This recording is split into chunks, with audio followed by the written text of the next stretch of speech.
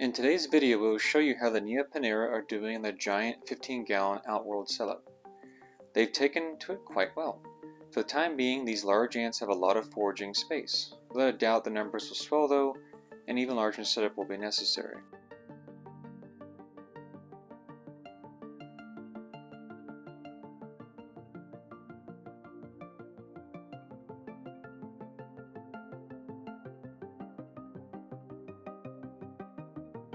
So far, the Fluon Barrier remains functional. Hopefully it stays that way for easy maintenance.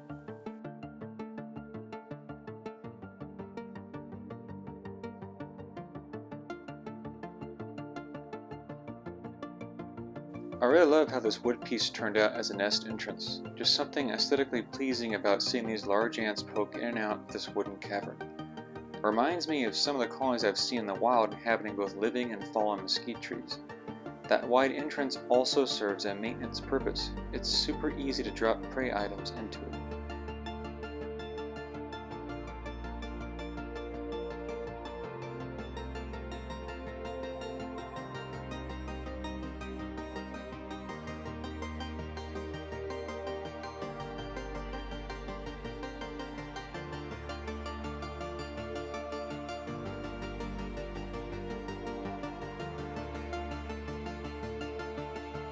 Live prey such as crickets, dubia roaches, mealworms, and superworms are frequently provided.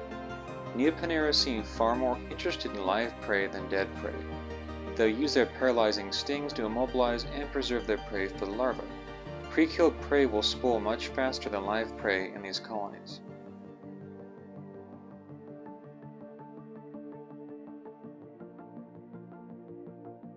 The protein demands of these ants are very high compared to most of the common ants kept in captivity.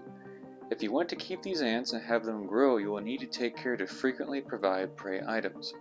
Their larvae are ravenous and will consume protein sources very quickly. If you do not keep up with their hunger, you will observe cannibalism and workers tossing out larvae.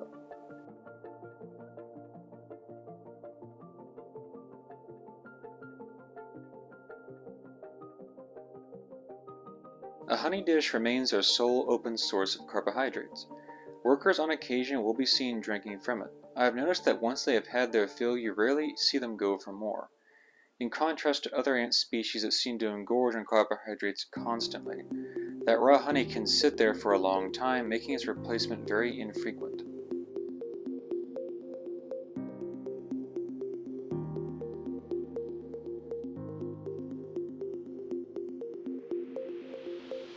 If you have ever wondered why I use a 3/4 of an inch tube for these ants, it is because I want them to be able to drag entire paralyzed prey items back to their nesting sites.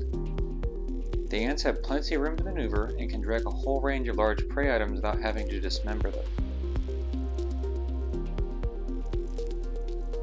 That dubia roach was a bit on the big side, so as you can see the carcass was left outside. The rest of it was stripped, however. Neoponera have some very effective mandibles with serrated teeth. I have observed worker ants intentionally dampening sand with water. It will be interesting to see if they do this to build tunnels in the sand. I am sure that over time these ants will try to excavate the sand in this outworld by some means, but for now we can enjoy the clean and aesthetic appearance it currently has.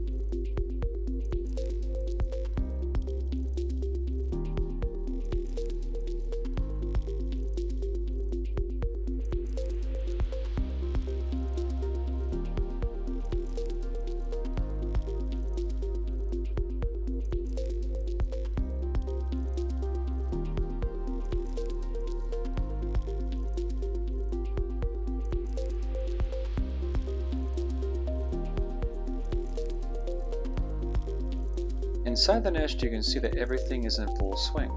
Overlapping generation of eggs, larvae, and cocoons of the climbing worker population. They are thriving. Now let's take a much closer look inside the nest with our macro lens. We've taken a look at quite an opportune time. These worker ants are removing a cocoon to release a newly developed worker ant. This emergence is called eclosion. It is used to refer to the emerging of an insect from an egg or an adult insect from its pupal form. This is why some entomologists roll their eyes when they hear someone say an insect hatched from an egg and so on. Never mind them, we're just picky about our special words. In the case of Neoponera and other cocoon-spinning ants, the newly developed adult ant inside is wholly dependent on fellow nestmates to free it. Cocoons are tough when dry and protect the developing ant from physical damage, mites, and pathogens. They are also permeable to a degree and maintain an acceptable level of humidity for the pupa inside. This is why you'll notice cocoon-spinning ants keep cocoons in drier areas and not damp or wet ones. If they were to be soaked, they'll likely rot if not dried out soon enough. Interesting how the dynamics of needs change depending on the life stage.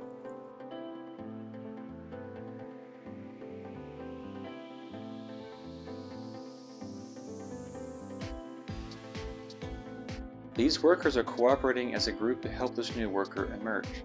Despite their long serrated mandibles, the task is laborious and time-consuming.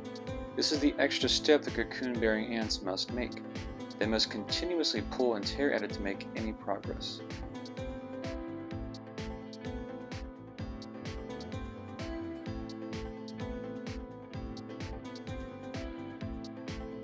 The worker ant inside is unable to assist as it is covered in a pupal membrane and cocoon strands that inhibit its movement. The same pupal membrane is present in non-cocooned pupa as well. If you have ever noticed the intense grooming and cleaning of new workers in a non-cocooning species, that is exactly what is occurring. They cannot simply get up and walk just because they have completed their development. They have to be freed.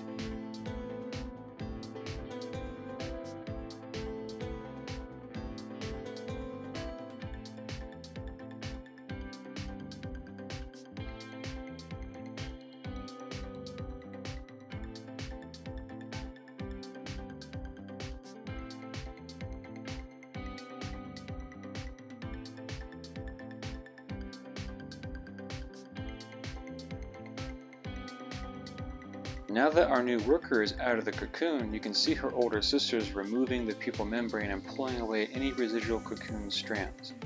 The pupal membrane has almost a film-like appearance to it.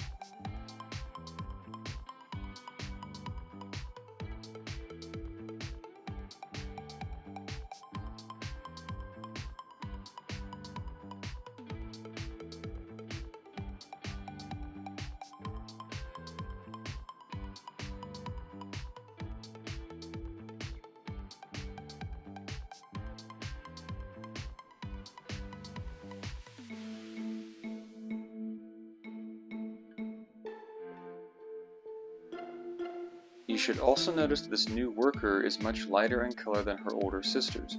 That is because her exoskeleton is not truly hardened yet. That process is known as sclerotization. As the outer cuticle dries and hardens, the color will darken. This happens with any insect that is molting as well. Often you will hear newly emerged ants being called callow, and this is a reference to the lighter color.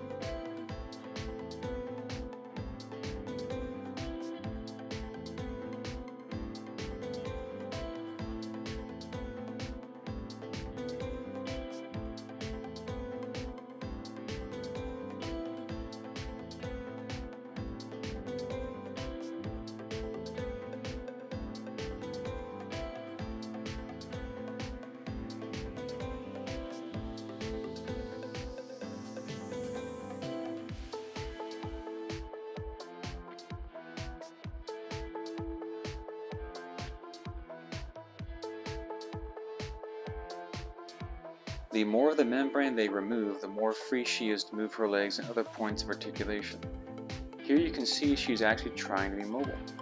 It'll likely take a few days for her to darken, but she'll be performing worker duties long before then.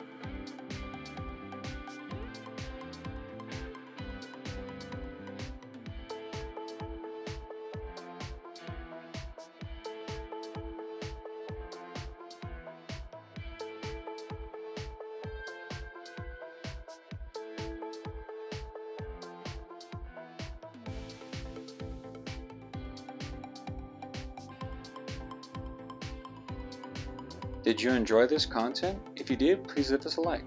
And if you haven't already, go ahead and hit that subscribe button for more content. We'd love to read and respond to our comments, so don't hesitate to give us your thoughts. We'll see you in the next video.